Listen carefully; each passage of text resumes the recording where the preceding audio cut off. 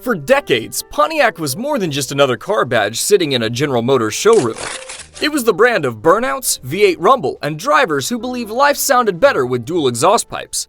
Pontiac gave America icons like the GTO, Firebird, and Trans Am, cars that didn't quietly arrive. They announced themselves from 3 blocks away.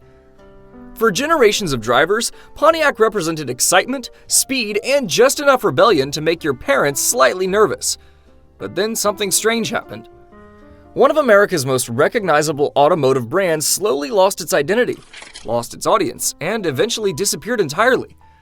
This is the story of how Pontiac went from muscle car legend to one of the most surprising downfalls in automotive history. Pontiac began in 1926, and for many years it occupied a comfortable place inside the growing General Motors family. But by the 1950s, and especially the 1960s, Pontiac discovered something incredibly valuable. People liked excitement. Not everyone wanted practical transportation. Some people wanted cars with attitude, personality, and the kind of styling that looked like it arrived at a stoplight already expecting a challenge. Pontiac became very good at delivering exactly that. The company built a reputation around performance and style, and by the 1960s, Pontiac executives began pushing a youthful image, focused on power and excitement rather than pure practicality. Then came one of the most important moments in muscle car history, the Pontiac GTO. Depending on who you ask, the GTO was either the first true muscle car or at least one of the fathers of the entire movement. Either way, it changed everything. The formula sounded almost suspiciously simple. Take a mid-size car, install a large engine, give people horsepower, and stand back. America absolutely loved it. Soon came other legends. The Firebird arrived, the Trans Am followed. And Pontiac built vehicles that looked aggressive and felt exciting. These weren't cars for people who wanted to quietly drive to the grocery store. These were cars for people who wanted their grocery trip to feel like the opening scene of an action movie. Pontiac understood something powerful. Selling transportation is good, but selling emotion is even better. For years, it worked brilliantly. But eventually problems began appearing. Not dramatically and not all at once, but more like a slow leak nobody noticed until the tires already looked flat. The late 1960s and early 1970s were good years for horsepower.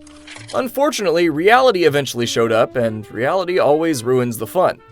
Rising fuel prices, changing regulations, emissions requirements, and insurance costs started reshaping the automotive world. Suddenly, giant engines and tire-shredding performance became harder to sell. Customers began changing, the market began changing, and Pontiac faced a difficult challenge. How do you remain exciting when everything around you starts demanding practicality? To be fair, this wasn't only Pontiac's problem. Much of Detroit struggled with similar issues, but Pontiac had built much of its identity around performance, and when performance becomes harder to sell, identity becomes harder to maintain. Still, Pontiac survived. The company adapted through the 1980s and 1990s, and continued producing successful vehicles. Some became popular, some became memorable, and some became confusing. Because around this period, another issue slowly began growing inside General Motors itself. Too many brands, too many similar vehicles, too many overlapping ideas. Imagine a family barbecue where 6 cousins all show up wearing nearly identical jackets. Eventually someone asks, "Wait, which one are you again?" That question slowly became Pontiac's problem. Inside General Motors, multiple brands often shared platforms, parts, engineering, and designs. On paper, this made perfect sense because sharing components saves money, and car companies, especially accountants, love saving money. But customers tend to notice when products begin feeling suspiciously familiar. Over time, many Pontiac vehicles increasingly looked like versions of cars sold under other GM brands. Some critics argued that Pontiac slowly transformed into a company selling rebadged versions of existing vehicles. Different badge, different grille, same family reunion. Platform sharing itself wasn't unusual. Nearly every manufacturer does it. The problem wasn't necessarily engineering, it was perception. Pontiac had spent decades creating a reputation for excitement and individuality, and customers expected something distinctive. Instead, some buyers started asking uncomfortable questions. Why buy a Pontiac if a similar Chevrolet exists? Why choose Pontiac if the differences feel smaller every year? And once customers begin asking why a brand exists, the answers had better arrive quickly, because identity matters, especially when identity was your entire business strategy. Pontiac had once stood for excitement. Now that message started becoming blurry, and blurry brands rarely inspire loyal buyers. This is where Pontiac's story becomes less about horsepower and more about identity. Because losing customers doesn't always happen because products become terrible. Sometimes customers simply stop understanding what a company stands for. Pontiac still had memorable vehicles. The Grand Prix, Bonneville, and later the G8 developed loyal fans. The G8 especially became one of those cars enthusiasts still talk about today with an energy of someone describing a high school football championship from 30 years ago. Because, honestly, it was good. Really good. The problem was timing. Pontiac had spent years moving away from the image people originally loved. Instead of standing clearly apart from other GM brands, it increasingly occupied a confusing middle ground. Not luxury, not economy, not fully performance, and not fully practical. Kind of everything, kind of nothing. Companies generally struggle when customers need a flowchart to understand what they do. Then came 2008, and suddenly every problem became much bigger. The financial crisis hit the auto industry hard. Very hard.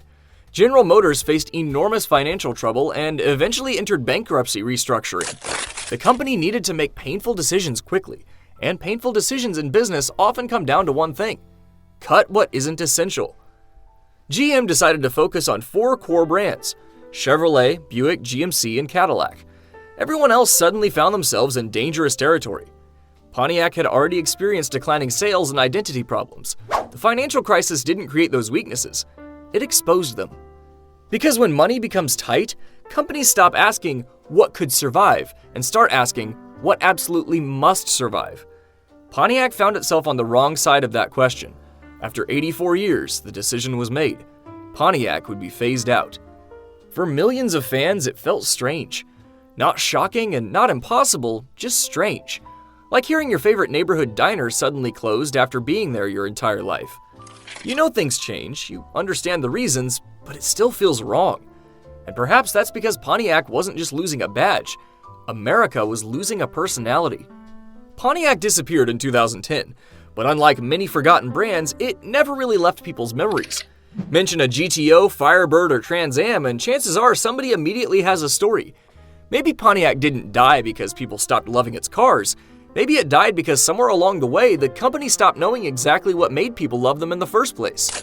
Even today, the question still lingers. Was Pontiac doomed by the economy, by General Motors, or by losing its identity? Whatever the answer may be, one thing is certain. Excitement may have left the showroom, but Pontiac never left the conversation. Thanks for watching, folks. We'd love to hear your thoughts. What is your favorite Pontiac car? Let us know in the comments.